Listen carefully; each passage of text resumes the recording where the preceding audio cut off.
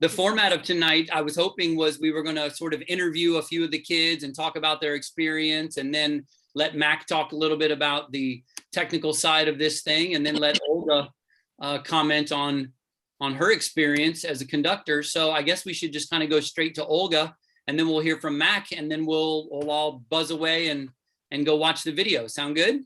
Yes. All right. Yeah, so, it was. Yeah, go ahead, Ed. No, go ahead, Olga. Take it away. I thought it was a lot of fun to work with the kids live in person, you know, after the little hiatus of COVID that we've had a couple of years. I feel like we've done a lot of virtual experiences, virtual conducting and virtual rehearsals. So I think that was the first live setting for me in a while.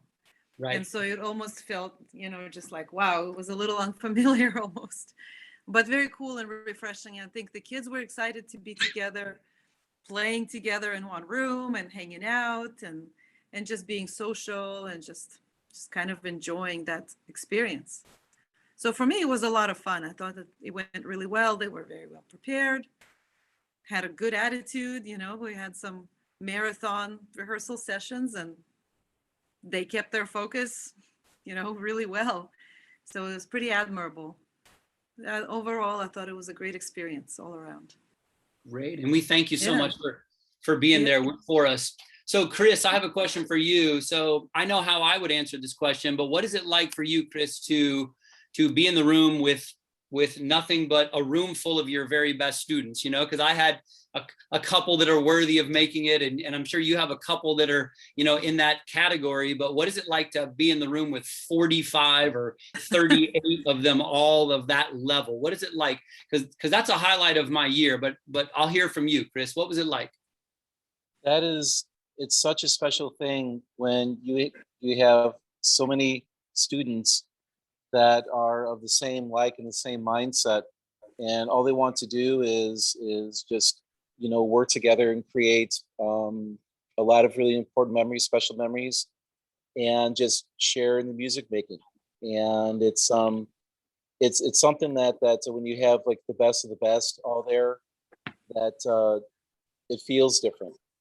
And especially Olga, when you had the kids there, I mean, from the minute we had, you know, just having everyone figure out your downbeat, immediately you went into music and just, you know, creating some really special stuff. So it's a very different feeling when you have that. And plus, when you have students of that caliber, which all of us, we've had our moments, you know, as clinicians, when you have that special group of kids, it makes the work that we have to do so much easier and so much more fun, because you don't have to worry about technical things and just go in there and let the magic, you know, unfold.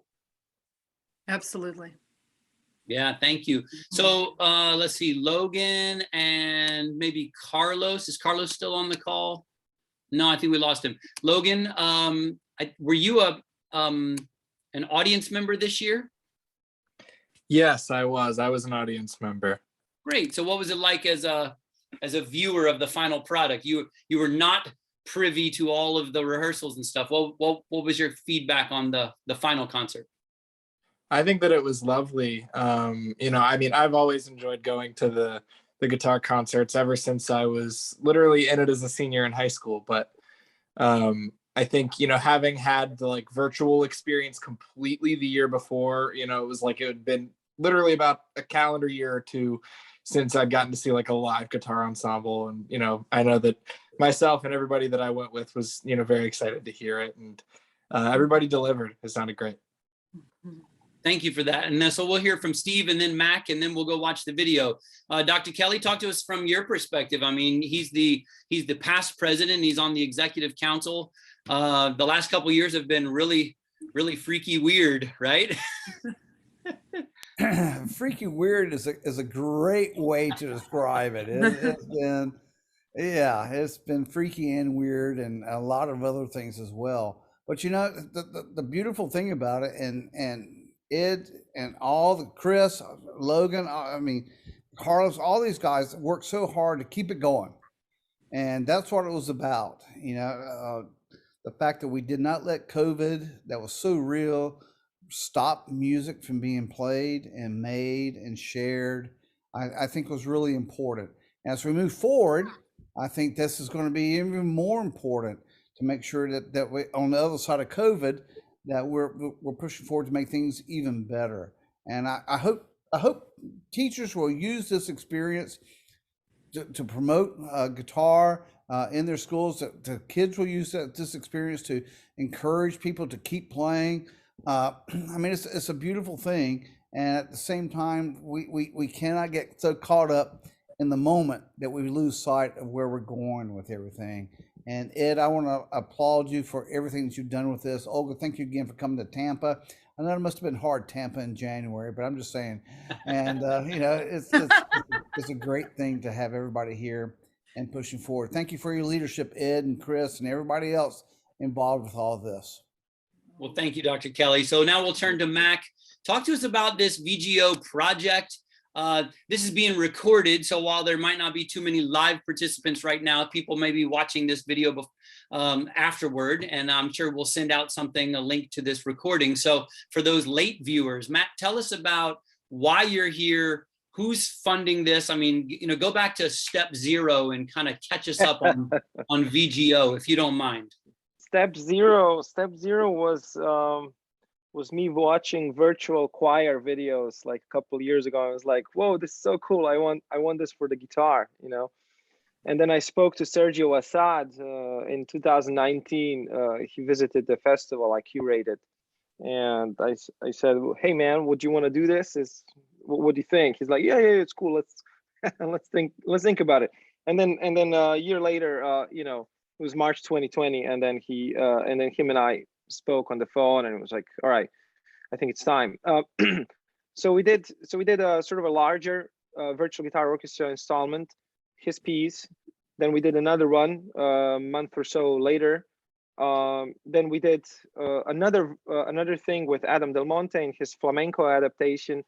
And somewhere at that point, the Library of Congress has sort of archived us as socially and culturally significant during the pandemic. And then the Augustine Foundation became interested, specifically Stephen Griesgraber, who proposed an idea of taking this model and applying it to the student guitar ensembles, collaborating specifically with MEAs around the US and creating this momentum. And that was last year, and this is now year 2, where we're sort of reaching even more states and more concrete, 23 states this year around, and we're looking forward to seeing how we can be even more beneficial moving forward. But that's how this all came about. So big support, big shout out, you know, to Augustine Foundation and Stephen Griesgraber for their wonderful support, and you know, the opportunity for us to be able to make this happen.